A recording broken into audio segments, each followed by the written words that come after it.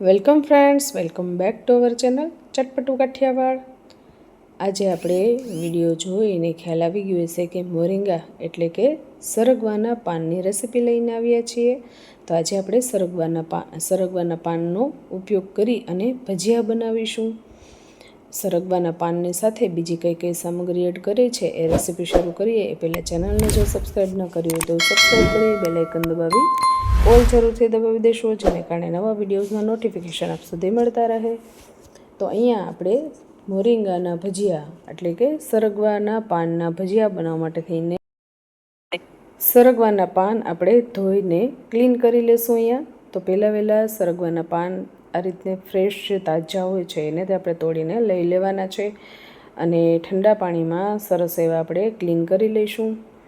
અને આ રીતે ધોઈ અને આપણે એને છૂટા પાડી લેવાના છે। જેવી રીતે આપણે મેથી લઈએ છીએ એ રીતે આપણે એને દાંડલીમાંથી છૂટા પણ પાડી લઈશું। પણ સુધારવાની જરૂર રહેતી નથી, કારણ કે પાંદડા એટલા નાના જ હોય છે કે સુધારવાની બિલકુલ જરૂર રહેતી નથી। એની પહેલાં એડવાન્સમાં જ મેં મેથી સુધારીને લઈ લીધી હતી અને ધાણા ભાજી પણ સુધારીને ધોઈને લઈ લીધેલી હતી। હવે ભજીયા બનાવવા માટે થઈને બેસણનો ચાળેલો લોટ લેવાનો છે। મેં પહેલાં જ ચાળીને રાખી દીધેલો હતો। આવી તૈયારીઓ એડવાન્સમાં આપણે કરી લેવાની। ભાજી ક્લીન કરી લેવાની, ધોઈ લેવાની, ત્યારબાદ આપણે બેસણનો લોટ છે એ ચાળી લેવાનો। તો બધી સામગ્રી તૈયાર રાખેલી છે મેં। તો લોટની અંદર આપણે પહેલાં સ્વાદ પ્રમાણે નમક એડ કરી દઈશું। નમક એડ કર્યા બાદ આપણે બીજો બધો મસાલો એડ કરીશું। તો અહીંયા મેં મરીનો ભૂક્કો કરેલો હતો, અધકચરા મરીના દાણાને વાટીને લીધેલા છે મેં 2 ચમચી જેટલા એડ કરી દીધેલા છે। ત્યારબાદ આદુ, મરચાં અને લસણની પેસ્ટ એડ કરીશું। આદુ, મરચાં, લસણ અને સાથે જીરું ફાવે તો જીરું પણ તમે એડ કરી શકો છો। મેથીના પાનને પણ ધોઈને આ રીતે લઈ લેવાના છે।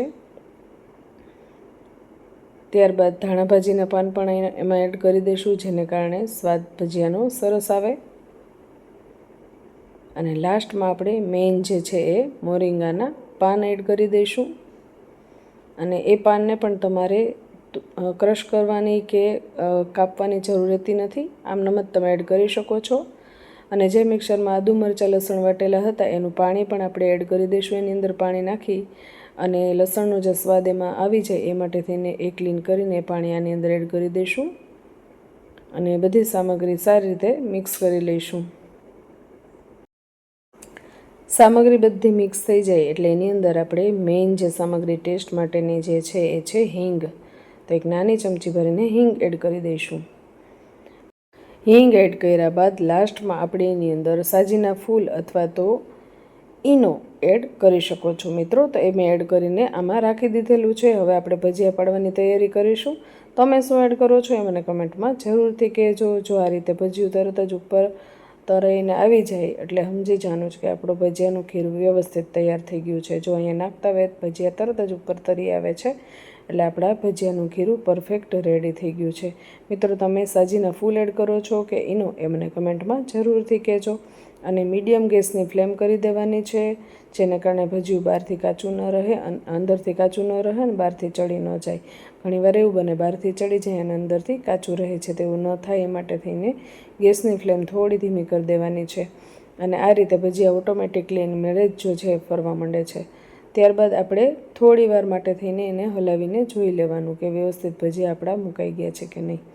તો આવી રીતે આપણે સરગવાના પાનના ભજીયા બનાવીશું। તમે સરગવાના પાનમાંથી બીજી કઈ સામગ્રી બનાવો છો એ મને કમેન્ટમાં જરૂરથી કહેજો। જો આ રીતે ભજીયા સરસ રીતે આપણા તળાઈને રેડી થઈ ગયા છે તો આપણે એક પ્લેટમાં લઈ લઈશું। આ જ રીતે તમે પાલકના ભજીયા, ત્યારબાદ લીલી ડુંગળીના ભજીયા, ધાણા ભાજીના ભજીયા, ટૂંકમાં કોથમીરના ભજીયા આ રીતે તમે બનાવી શકો છો। મેથીના ગોટા પણ આ રીતે તમે બનાવી શકો છો। તમે કયા ભજીયા બનાવો છો મને કમેન્ટ સેક્શનમાં જરૂરથી કહેજો। આ રીતે ચોમાસાની સિઝનમાં આપણે ફાંગના ભજીયા પણ આ રીતે બનાવી શકાય છે, જેની રેસીપીની લિંક છે એ નીચે આપેલી હશે। તો ભજીયા તૈયાર થઈ જાય એટલે ચટણીની સાથે આપણે એને સર્વ કરીશું। તો અહીંયા મેં લીલી ચટણી લીધેલી છે। તમે કેની ચટણી બનાવો છો એ મને કમેન્ટ સેક્શનમાં જરૂરથી કહેજો મિત્રો। તો એકદમ ટેસ્ટી અને જાળીદાર એવા સરગવાના પાનના ભજીયા અહીંયા તૈયાર થઈ ગયા છે મિત્રો। અહીંયા લીલી ચટણીની સાથે આપણે સર્વ કરેલા હશે। તમને હાથમાં ભજીયું લઈને જરૂરથી બતાવીશ કે એકદમ સોફ્ટ અને જાળીદાર ભજીયું આપણું રેડી થઈ જાય છે. મિત્રો, રેસીપી ગમી હોય તો એક લાઇક જરૂરથી આપી દેજો. ચેનલ પર નવા હોય તો સબસ્ક્રાઈબ કરી બેલ આઇકન દબાવી ઓલ જરૂરથી દબાવી દેશો મિત્રો, જેને કારણે નવા વિડીયોઝના નોટિફિકેશન આપ સુધી મળતા રહે. અને ખરેખર સરગવાના પાનના ભજીયાની રેસીપી આપને ગમી હોય તો આપના ફ્રેન્ડ સર્કલ્સ, ફેમિલી ગ્રુપ્સમાં રેસીપીને શેર કરવાનું બિલકુલ ભૂલતા નહીં. રેસીપીને શેર જરૂરથી કરી દેજો. અને આપ પણ મોરિંગાના પાનના ભજીયા બનાવો છો કે નહીં એમને કમેન્ટમાં જરૂરથી કહેજો. તો એકદમ સોફ્ટ અને જાળીદાર ભજીયા રેડી છે. જય સોમનાથ, જય માતાજી મિત્રો.